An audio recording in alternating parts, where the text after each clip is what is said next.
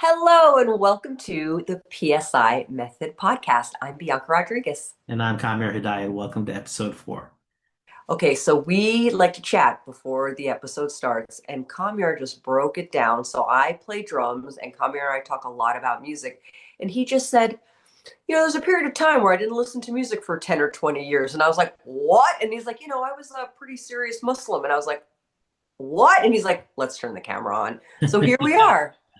Yeah, well, not to make this a confessional, but to use our personal experiences as a jumping off point, Yes. understand the personality dynamics. So, I grew up in I would say a secular humanist household. Like my family was Islamicate, which means informed by Islam culturally, but but really secular and humanist. So like for me, my parents always taught me, um, don't harm other people and be good to them. And that was basically the tenets of my life. Wow. In fact, we have a saying in Farsi, in Persian, um, go ahead and drink wine, which is forbidden for the observant Muslim, and burn the pulpit that the cleric lectures from. Those things God will forgive you for as long as you don't bother other people or become a burden onto them. So that was really how I grew up. And I was really like a hippie who missed his time by 20 years. But Me too. I was searching for a sense of implicate order, a sense of beauty and regularity. Because there, even though I was a real free spirit, so in my adolescence, I was strongly expressing my astral judge self, that inner child. I mean, I would wander through fountains barefoot, and I had long hair. Somebody braided a little strand of my hair with colorful thread and tied a bell to it. I mean, like I was a total free spirit. But and my female self, of course, was also very expressive. But my male self and my mental judge self were not. They were really afraid of stepping into my own divine masculine, taking on those responsibilities, heading into the world, finding my place. And I remember even at 16 or 17 saying, I wish there were some sacredness to the calendar that I could follow, some rhythm to give meaning to Mm. my life. And through a series of events, because my family's background is Muslim, I returned to that and I started to follow Islam in a sort of a socially conscious, progressive, conservative approach. So it was strict on the rules, but also progressive in terms of the role of women, the role in society, social justice, economic justice, anti-colonial stances, that type of thing. But the way my mental judge self and my male self got involved, especially with all these past lifetimes as like the head priest of the temple in Egypt and here and there, was to be very strict, to be unnecessarily strict, to be rigid and restricted in the way I saw the world and how I saw other people. And you see this with any type of fundamentalist thinking. It really doesn't matter if they're fundamentalist Christian, if they're fundamentalist Jews, if they're fundamentalist Hindus, if they're fundamentalist atheists, if they're scientists who've created their own type of anti-religion religion, which we call scientism. Because scientists say, well, science says, well, science is not a being, it's a process. Mhm. It's just a method of investigation and inquiry. But they kind of create this infallibility. They create a new temple dedicated to science. So all of these fundamentalist thinkings are rigid, are narrow, um, and are focused on the dialectic of I have to be right and you have to be wrong, and I'm going to prove to you how wrong you are.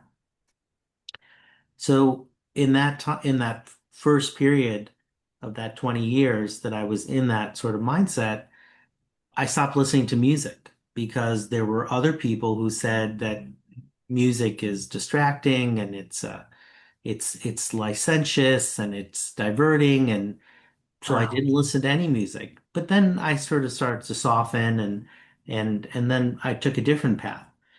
And like you see the same thing with Cat Stevens. You know, he was half English and half Greek. You know, he had one Mhm. parent was English, one parent was Greek. He's more centered in like a Greek Orthodox tradition, but he drifted into secularism, then occultism. You see that in some of his records in the 70s. Mhm. And then he was drowning and he said, God, he called out to God for help and he said, save me and show me a sign. And while he was recovering in the hospital, his brother brought him a copy of the Quran, the sacred scripture of the Muslims, and Mhm. that he became Muslim and he changed his name. He renounced his entire music catalog. He stopped playing music. He became like a school teacher in a parochial school. But then after like 20 years, he also softened and he started playing music again. His son plays music. When, so what is the lesson here? Because it's more than just the love of music. Mhm. I think it's because we can see the same type of dogmatism or rigidity in the New Age community, in any community. It doesn't matter what the outer form of the belief is.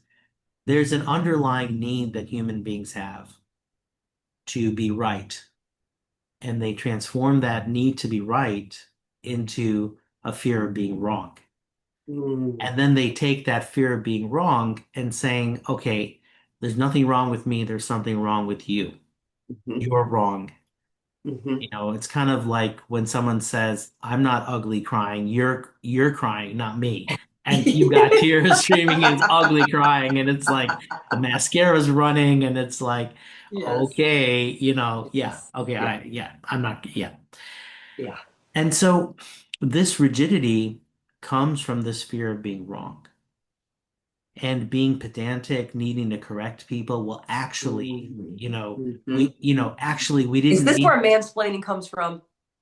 um, I think that mansplaining comes from a little bit of a different place. Okay, we can go It there come, yeah, because, I think men and women have this tendency to want to be pedantic, to want to correct people now. on small details that are actually not important.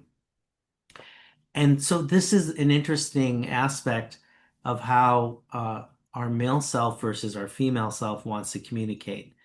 Because at a certain level of mental development, the male self feels that precision and accuracy are important.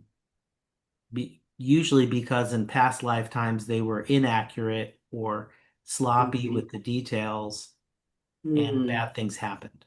Mhm. Sometimes we want to let other people know how precise we are or how imprecise they are because Mhm. it becomes an ego type of expression of superiority. Mhm. And in this sense, I would say that both men and women can do this. So, for example, let's say the husband or the boyfriend is telling a story about how they met. And he said, oh, I remember it was a rainy Friday evening. And she says, no, actually, it was a Saturday. Well, for the people who don't know, you guys, the Friday versus Saturday is actually not an important detail, at least not to the listener. Maybe Mhm. it is to the couple, whoever in the couple pointed that out Mhm. because of some other reason that they haven't mentioned. But as we grow and we realize that the thing I'm most certain of is how uncertain I am, and what I know is that I don't know. And we come to this point of softness, of humility, and of magnanimity where we say, these little details don't matter because the story is actually being communicated in this case by the female self because it's the feeling of meeting your beloved that you're trying to convey, not the facts. When something needs facts, we should be precise. Like I always say, if they're building a nuclear power plant in your city, you can't determine the safety protocols based on how pretty the cover of the manual is or how good looking the spokesperson is who's telling you, trust us, everything's going to be fine. You just got to look at the facts. You need to consult with a subject matter expert and figure out, is this safe or not? But most of the communication that humans are doing at this time is really not facts-based, it's feeling-based. And really, when we talk about feelings, ultimately our communication is to indirectly express an unmet need. And when we understand that if somebody's complaining or they're being pedantic or they're correcting us all the time, there's a need that they have. And instead of taking it personally, we can actually make it an act of service if we can remember to step out of our ego Mhm. and to say, okay, well, let's make it about you and about instead of about me. It sounds like you need something, Mhm. and I'd like to give it to you. Well, wouldn't that be something? I just watched over 20 hours of Married at First Sight. Have you ever heard of this show? I think there's a couple of shows like this, right? Like there's Love is Blind and a couple of Yes. these. So tell me So about I've it. been watching this show for 20 hours, and basically what happens is these three experts, you've got a pastor, you've got a psychologist, you've got another type of therapist person. They interview these, people in their 30s, 40s that want to be married, and then they match them based on values and things that they've said. And then they have an entire wedding planned with family and friends and wedding dresses and all the things. And you don't meet the person until you are at the altar. And then these people marry each other, they have a whole party, and then they send them to like Mexico on a honeymoon for a week, and then they put them in an apartment together. And because I was not feeling well this weekend, I was resting. And so I got caught into the show. And to be able to watch that many episodes back to back, I came in today and I was like, I think we need to talk about relationships because I was really able to see so quickly how communication breaks down, how the masculine and the feminine self, how people start and they meet with their feminine selves and people are open and they really see the best in each other.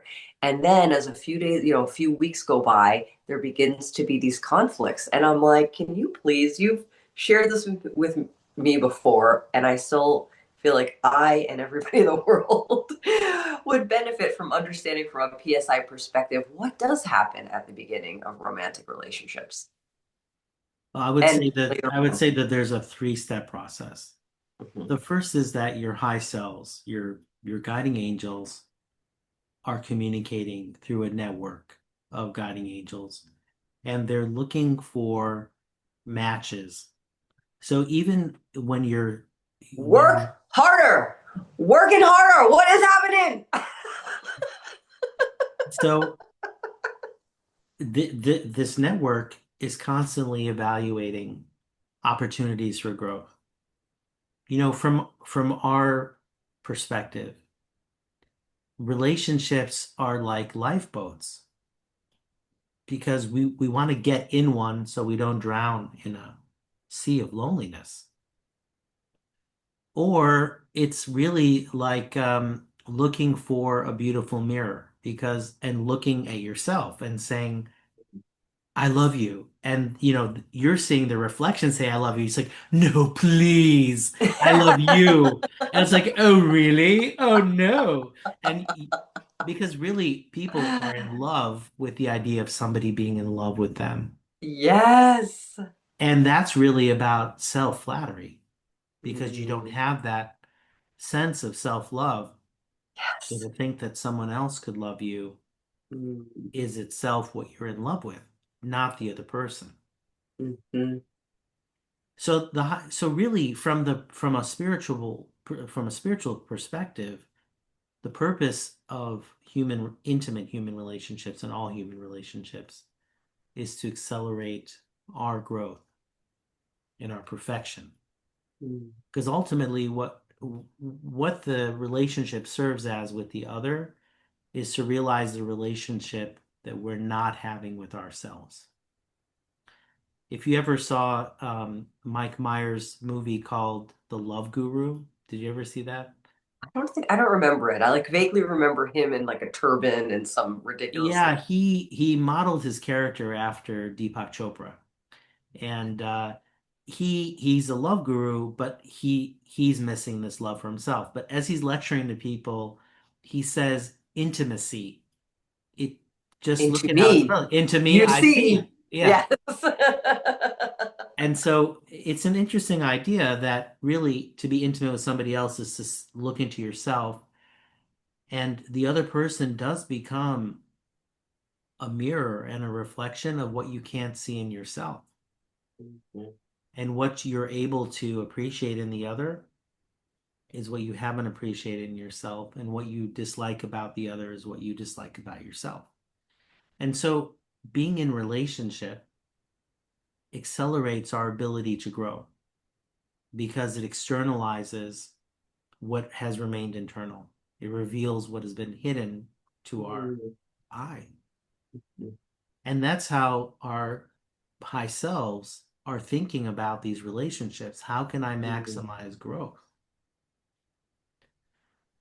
Now, once there is a match, and the match is not, it's not a one-shot deal. It's not like there's a twin flame or only one flame, or there's only two halves of one soul. There's no soulmates from my perspective. There are more harmonious fits and there are less harmonious fits. But there's an endless amount of relationships and opportunities to be in relationship that we could be having. And what makes the relationship beautiful is the beauty that we bring to it ourselves. So once this relationship opportunity has been determined, it's the female selves who first are attracted to each other, because the nature of the female self is to love, is to express love, to be in love, to give and take energy. The challenge of the female self is not in loving, it's in the healthy boundaries. That's where they're challenged. And so this honeymoon phase, what a man says, what a woman says, the level of tolerance we have, our acceptance of the other, our willingness to overlook things that would normally be a red line or that would concern us, is because the female selves are not worried about those things. They're already in relationship with each other. After some period of time, the male self or the male self with the mental judge self of one or both of the couples begins to say, okay, enough of this. Opening to love is being vulnerable. Because if you're open, something can come in and hurt you. If you trust, your trust can be betrayed. And if you love, you can be rejected. And that's where the power plays come in. And that's where being pedantic, being sarcastic,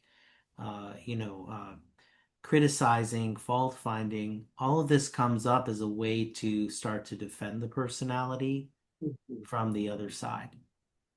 So it reminds me of a Bugs Bunny cartoon. It was set to The Barber of Seville by Carmen, from the opera Carmen by Bizet. And it's called The Rabbit of Seville. And it's a really brilliant cartoon. But the point is, at one point, Elmer Fudd and Bugs Bunny start to go up the escalation ladder. So Elmer Fudd, as a hunter, points a double-barreled rifle at Bugs because he's hunting and he wants to hunt this rabbit. And then Bugs comes back with a small cannon. And then Elmer runs off stage and comes back with a larger cannon. And this happens one more time. So Bugs Bunny brings an even larger cannon. Elmer Fudd brings an even larger cannon. But this time, what does Bugs Bunny do? He goes down the escalation ladder. He dresses up like a groom and he gives Elmer Fudd a box of chocolate and flowers. And then and Elmer Fudd is so touched by this gesture that he runs off stage and he comes back in a bride's outfit with a veil and they get This is married, brilliant. right? And so, This is brilliant. This and is this, brilliant. it is brilliant. You know, my father told me years ago when I was probably still in middle school, he said, animators have such a fine sense of observation of the human character. And he said, if you want to understand human beings, watch these cartoons carefully. I took that message to heart. And that was really my first course in psychology was watching Looney Tunes and then all the other cartoons. I watch so many Looney Tunes because they're so entertaining. Because even if you don't know what they're touching in you, like I would not have broken it down in that context, probably, your subconscious knows. Yeah. Your Yeah. subconscious knows. Yeah. Yeah. Okay, so I'm sure we have many listeners here who are struggling somehow in their relationship. And I sit with many people, as I'm sure you do, I know you do, that come and talk to us about the challenges that they're having in their relationships. I mean, is Bugs Bunny and Elmer Fudd, is that really the way to go? To be like, drop your sword. What would you do if you came from a place of love and trying to connect with the person versus trying to keep one upping, one upping, one upping? Yeah. I mean, I think going down the de-escalation ladder and transforming this into an act of love is very powerful. Hmm. It's also, it feels very scary and risky because unlike the Bugs Bunny cartoon, it is not often the case that with the first gesture of kindness, the other person responds and lets down their guard. It does Hmm. happen, but it seems to be less often in a Western society Mm. where people tend to be much more argumentative, individualistic. Uh, they come into the marriage as two separate individuals, whereas in traditional societies in the global South, you're really marrying into families. And you think Hmm. about your family reputation, people, I mean, look, there's all sorts of abuses and terrible things that happen in the global South in relationships. I don't want Hmm. to orientalize this Yeah. analogy, but there seems to be a little bit more of a more collectivist and communitarian spirit Hmm. of going along to get along Hmm. than in our society. Hmm. Because of the intensity of the individualistic approach that we have, it changes the stakes. Hmm. You always feel like a free agent. It's like you're a passenger in the airplane wearing your parachute and telling the pilot, I trust you. But you don't if you're wearing your parachute, right? And you're Yes. sitting by the exit door at all times. So it just changes your mentality of what you're willing to tolerate. You're like, peanuts, I wanted cashews, goodbye. And you open the door and you jump out. Like, I won't stand for this. I'm gonna float. And down you go. Yeah, So it's true. part of the challenge is that when we want to be when we're willing to be the one who makes the change, to soften and to go down the de-escalation ladder, that's usually the male self being willing to listen to the concerns of the female self and saying, please, this is hurting me and it's hurting the other female self. Mm. And so even when the male self says, okay, let's de-escalate this, the mental judge self says, surprise, I'm going to ruin this. So here's a classic way that people ruin it. I forgive you, even though it was totally your fault. I just watched this go down. I watched a couple on that show have a beautiful conversation with the experts, agree to be in forgiveness, really like, okay, because they're married. So, right, they're trying to take this mentality of we're not going to jump ship, right? We're going to act married, even though only known each other for 14 days, which is we're committed to this union. And so they agree, and then they have one conversation. And I can see that the female partner has really not forgiven. saying the right things, but the energy, the spiciness, the kind of pushing it back in the person's face, the guy's face a little bit. And I'm like, That's her and mental there's judge self. moments where you see her really, really go into that place of like, do I want to come from this place? And then I could just see she gets hijacked. And I'm like, oh, mental Yeah. judge self. Yes. Yeah. Yeah. Right. It's kind of like saying, I forgive you for being an insensitive jerk. You probably just had a really bad upbringing. I mean, you're just like, that was one act of kindness and two insults. I mean, yeah. I mean, when we talk about making a sandwich, it should not be an insult sandwich with a soupçon of kindness. It it's got to be the other way. And so it needs to come from an authentic place. And like for me on my journey to becoming a deep listener and a better communicator, I, as a man, I really couldn't understand the emphasis that women would place on tone. I don't think I like your tone right now. I'm feeling very uncomfortable, Or the guy gets good advice and he's like, I'm sorry that I didn't ask you where you wanted to go on vacation. And it's like the tone is not there. And, from a PSI perspective, 80% or 90% of communication is tone and subconscious impressions. Yes.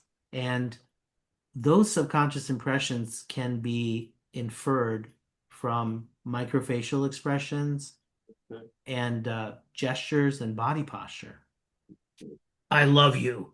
Okay, can we end this? Not This buying and that. that tone is not working, Yeah. right?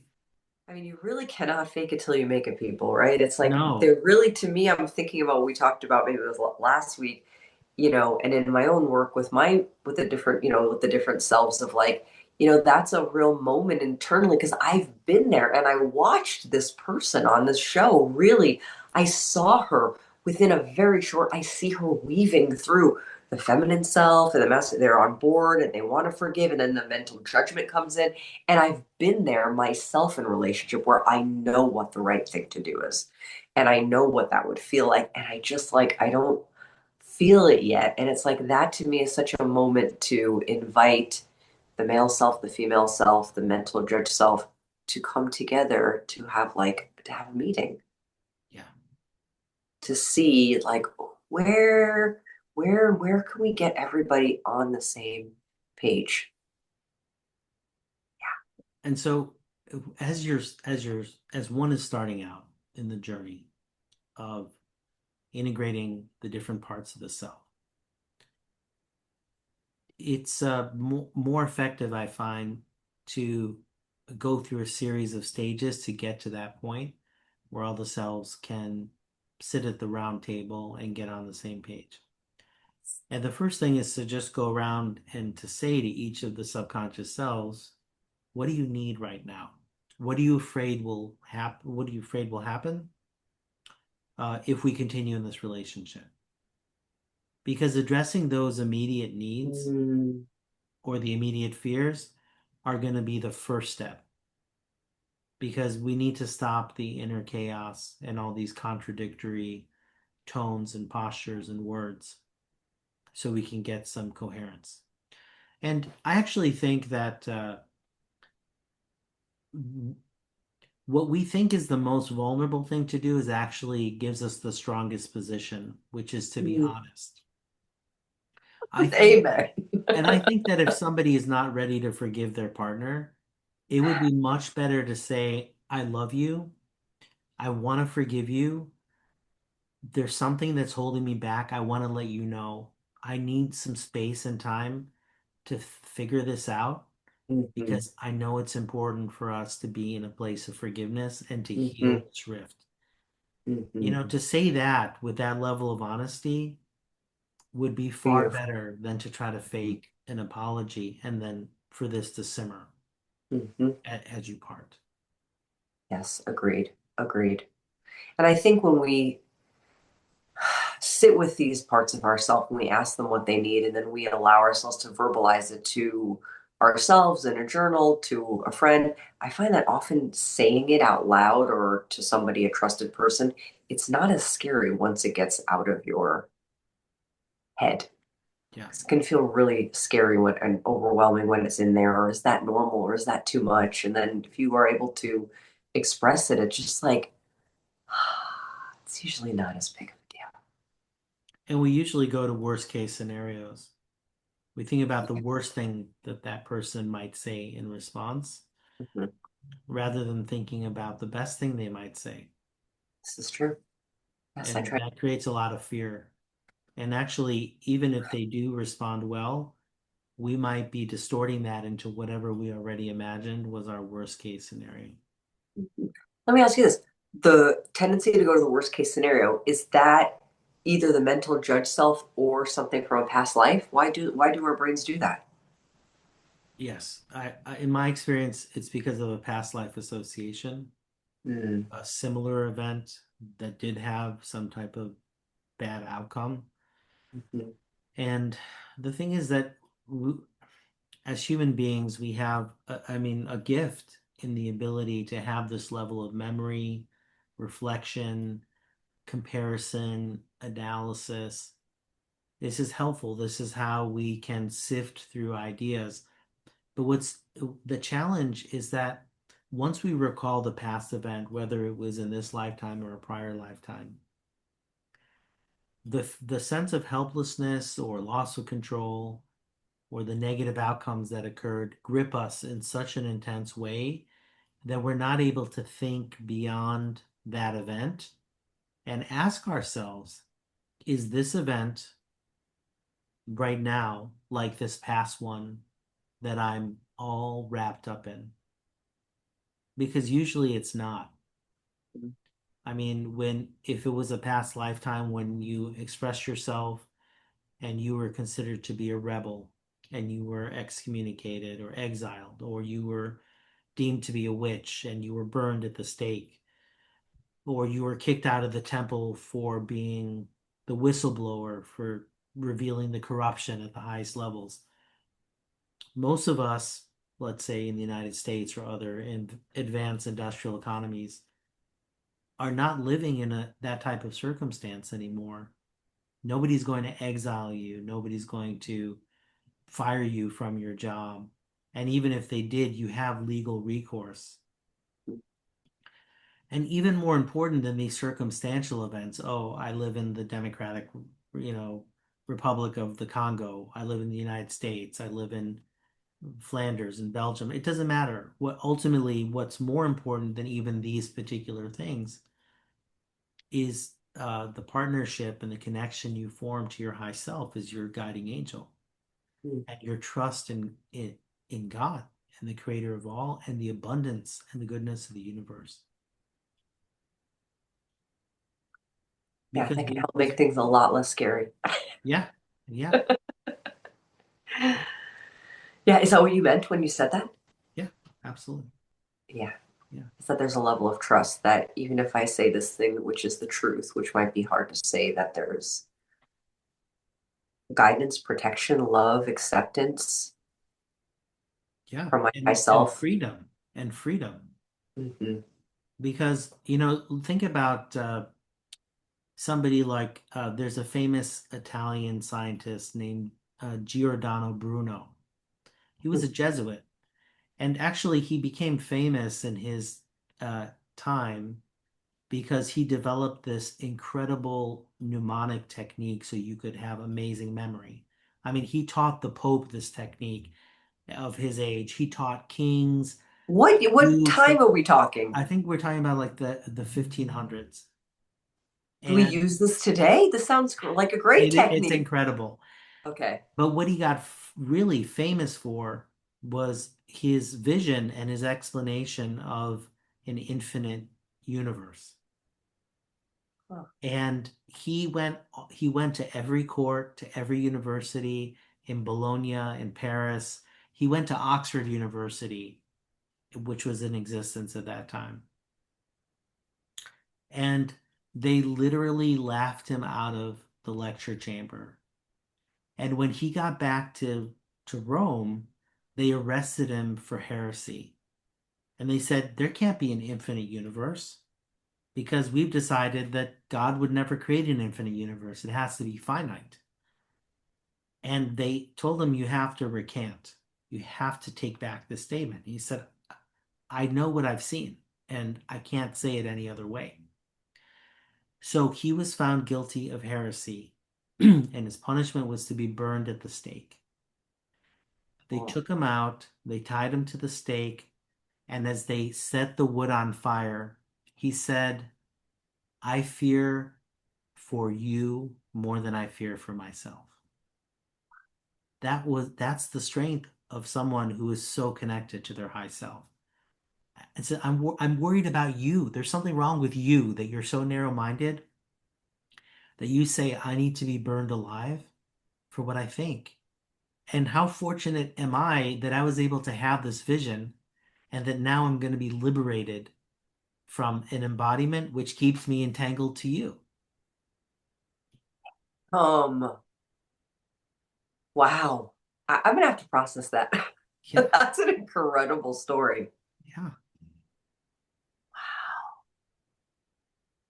So we see all sorts of examples like this. I mean, many examples of saints, men and women, same thing. They Mhm, had a fearlessness, a boldness to them, even though they had no weapons. mhm, They had no physical strength to match that mhm, of the people who opposed them. But their the confidence that they had in their guidance mhm, and the belief that suffering is joy and joy is joy and it all mhm, leads to my freedom and nobody can take away my freedom. mhm. So, I mean, the PSI method in a very deep sense is about finding that freedom. You know, Harvey, who taught me PSI and who developed it, he said from his perspective, the definition of evil is to uh, keep people from living in their freedom. Anything which keeps you from being free, anything you want to do that does not harm other people, and you're prevented from doing that, is a type of evil.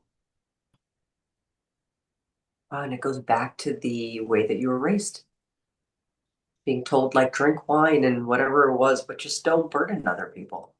Right? Just don't prevent other people from accessing their own freedom. And you know, it's funny because even in Islam, I learned later on in my journey that, you know, there's a saying that God created religion in 10 parts, and only one part is worshiping God. 9 parts is how you treat other people. And 90% of being a good person is not this piety of praying in the Hmm. mosque and the synagogue and the church and Hmm. what you hang on your neck or whatever. It's just how you treat other people. It's the decency you Hmm. bring. It's the kindness. It's the patience. It's the Hmm. forgiveness. That's what it's all about. You really got things screwed up here right now. Well, I think it's been this way for a long time. In every Yeah, generation, people feel it's never been as bad as it is now. this Some is people true. feel that way. And it's really there's like it says in the Bible, there's nothing new under the sun. There's nothing new, there's no new tales to tell. There's nothing new under the sun. No, it's just another version of the same themes. Love, power, freedom, good. You know, my children, we would sit and watch whatever the current animated shows on were on TV, and even as young as 7 or 8, they would ask me, Dad, why are the bad guys acting this way? And I just turned to them and I said, because they don't feel that they have enough love in their life. How incredible. And what would your kiddos They say to that? understood that. They They got understood it. that. Yeah. Because I mean, ultimately, every every attempt to have power, to dominate others through sex, through ideas. You know, persuasion is a form of violence. It's a form of mental violence. It's an Mhm. attempt to control others. It's a soft violence, Yeah. but persuasion is a type of control. Money, sex, power are all substitutes for love. And my kids were able to understand that.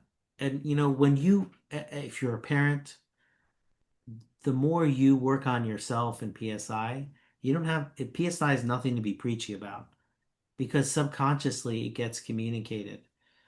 You know, as I was doing research and preparing to write my 4 volume textbook on endobiogeny, I went into retreat for a month in the on the Baltic Sea. Hmm. And I came back, and my younger son, who just graduated from high school, he was maybe 7 at the time. And I was thinking deeply about this idea of systems theory and uh, quali qualitative relationships and relative relationships and new perspectives on life.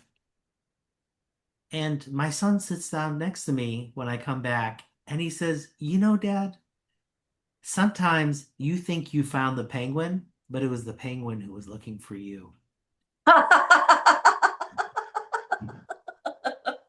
Wow. Wow. And how do you interpret this? Well, I mean, he had watched some cartoon, some episode of something that involved that, but why did he choose to t share that with me after a month? I think because subconsciously we were connected and his male self understood what I was studying and was communicating this back to me as a type of reinforcement of this notion of relativity. I mean, it's like think about a square and then you have a circle that's overlaid. And there's two different patterns. There's this like, shape, this square part with the shape, and then there's the circular part. Which one is inside of which one? How do you know? It just depends on your perspective, Yes. Yes. right? Yes. Yes. Even if you say bigger and smaller, am I smaller or are you bigger? It Or is depends. it both? Bigger how, smaller how. It depends in which ways. Right. My hair is bigger than your hair, Yeah. but my body might be probably smaller. It depends on the Right. perspective. Right. And so as we transform ourselves, the people around us start to be transformed because the majority of the communication is subconscious. Even before there's tone, even before there's microfacial expressions or gestures or body language, body posture, there's this subconscious communication. And again, if you talk to like Jungian therapists who work with children or like sand tray therapy experts or art therapy experts, you can see in the drawings of small children or in their recounting of their dreams what the dynamic is in the home, Mhm. what the parents are whispering in their bedroom while the children are sleeping. The children know. They know. At Right. some level, they know. They really do know. Yeah. They really do. I did sand tray therapy with kids for a few years and was trained. And yeah, it's one of the main things that I talk to parents about that I work with. It's like those kids are connected to you energetically. Like they're feeling what you're feeling. Like you could be saying one thing. And again, if your body language is different, like they are reading it. Children are so incredibly perceptive. Yeah. I used to say Yeah. they read us like the Sunday paper. And we really think that we're so, but part of reading the reading parents or reading a lover like the Sunday paper subconsciously with the subconscious selves is that it can mean that at some level we know what the other person is hiding Mm-hmm. or doesn't want to say, but it also means that our mental judge selves can learn how to manipulate the other person. Mm-hmm. And children, through their mental judge selves, are really good at this They sure because they are. always win the war of attrition. because they can scream and have a tantrum a lot longer than you can handle watching them have a tantrum. Yes. And it's not a point of evil or maliciousness. It's about coming back to our previous discussion, unmet needs. Hmm. It's about the unmet needs. Mm. And so I would say that if we think about what are our fundamental needs, what I've learned is the need to be seen, heard, and understood in that order are the most fundamental needs that the human being has beyond food, water, and shelter. In fact, Hmm. I think men oftentimes will give up one or more of the basic physical needs to try to get one or more of these basic psychospiritual needs. I completely agree. Seen, heard, understood. I'm telling you, this show really revealed a lot to me. Married at First Sight, I watched so many people say what they and do a pretty good job. You know, they're getting coached, they're using I feel statements, and I could see the partner wasn't understanding. It's like, okay, so I heard blah blah blah blah, and it's that it's like metabolizing it. And then like you understand, and then how is that going to inform how we relate moving forward? Not just, yep, I heard that. Okay, so you felt bad when I drank too much and drove. Okay, got it. It was like, And but see, that's why? not Because your mom understand. was an Yeah, alcoholic and yeah. almost killed somebody, and it makes her feel unsafe and all the things. Yes, what were you saying? I'm sorry, I interrupted you. I was just going No. to say that I think it's important that we maybe the part of our challenge in ourselves applying this and communicating it to others about being seen, heard, and understood is that it's not about the literal functioning of the organs of the eyes and the ears. It's because that's these are quantitative and rational determinations. Yes. Because you could set up a video camera and a microphone and then play back a tape and you can see with your eyes and you can hear with your ears. But usually when people are at this quantitative level, they're like, fact, I was not late to our meeting. I asked you ahead of time where you want to go. Fact, I let you order and you said I can order. Ergo, Your Honor, I submit to the court. It's not a court. There is no court of love. It's a field where you meet somebody. And I would say that seeing the other is seeing the divinity, the perfection within them that is being stifled, and it's seeing their suffering in the moment Mhm. because they're not in their full divinity. And hearing them, I would say, is more about having empathy. It's about hearing, I would say, is about feeling the emotional impact within yourself and understanding what it's like to be that other person. Mhm. Yeah. Yes, And and then understanding. uh, the understanding arises from seeing and hearing Hmm. in this very, it's not about even about mirroring because Yeah. ultimately you can't go into the mirror, Hmm. but becoming that other person and seeing, experiencing as best we could possibly do that through their experience, that's where the understanding comes from. And I think coming back to music and classic rock, I would say that I can't one of wait to see the, where this goes. well, it's going to go to Pink Floyd. That's exactly where it's going to go. Where Because, else would it go? yeah, because the songs, we talked about how, like, when I was a child, the songs that really defined how my whole life was going to unfold was The Bare Necessities from Jungle Book and Yes. Chim Chimney from Mary Poppins. Now, when I was older, especially like in my college years, so my late teens, I was really into Pink Floyd and especially the album Metal and especially the song Echoes. And this is really where Roger Waters, I think, came into his genius as in creating concept albums, long form music, and really communicating this incredible humanistic spirit. Mm, Because, at one point he says um, strangers walking down the street by chance, two separate glances meet, and I am you, and what I see is me, right? I mean, this is almost like Buddhist. I mean, this is like becoming a bodhisattva. So I think it's to be seen, to be heard, and to be understood is like this song echoes. mm, And this is the fundamental need that all of us have. And a lot of times people are afraid that that understanding another person by seeing and hearing them means condoning or agreeing with their perspective.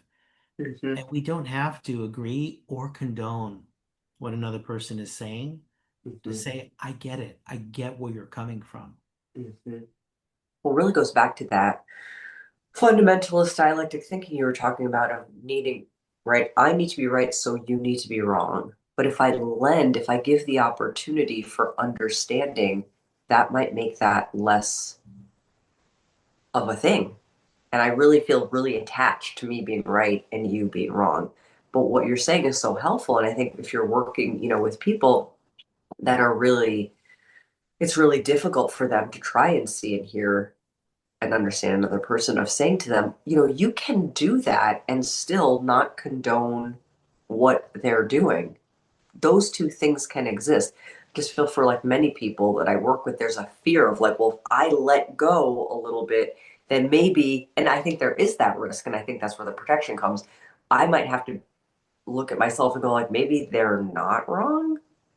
Yeah, well, that's what happened to Yeah. me, because I kept talking to people and I was listening to them recounting the most incredible experiences they had, either premonitory dreams, premonitions they had, or visions of angels, and first I'm like, oh, okay, like, like there's evil spirits working on their mind, and then like I just said trying to like, and then I Yeah. realized, hey, maybe everybody's right, and everyone's having an experience on the way up this mountain of truth, of wisdom. And when we get to the summit of wisdom, the view looks the same no matter which way you turn and no matter which perspective you started at. And this is what they call the perennial wisdom or the ageless wisdom. Because you see it in the writings of every mystic, every saint, every person who's had a transformative experience writes Roger pretty much. Waters. Yeah. Hmm? Sometimes in lyrics, you hear Yes, it. in lyrics it comes out. Yeah. Absolutely.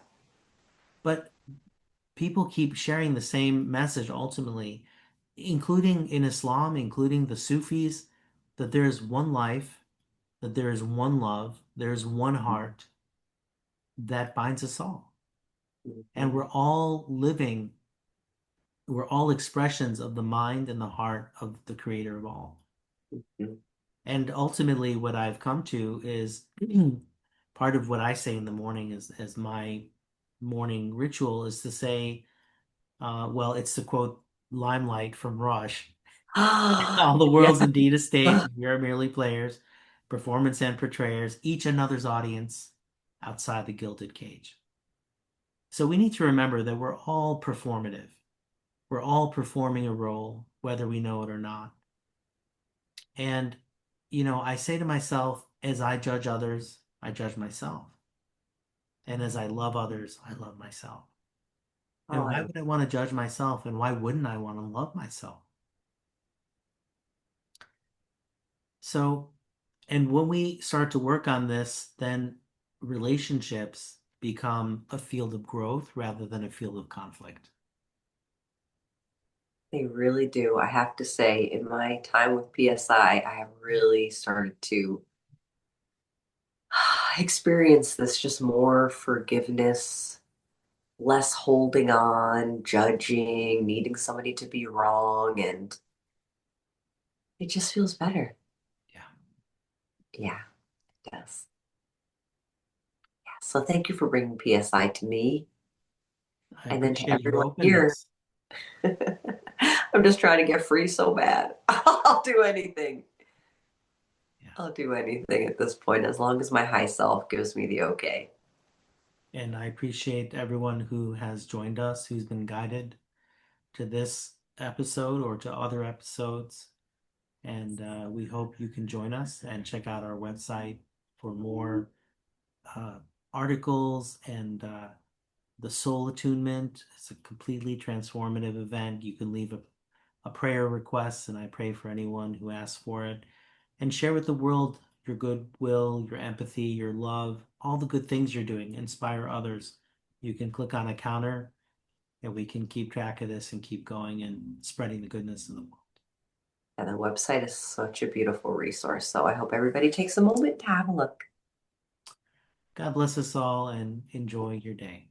You Bye-bye. too. See you soon. Bye.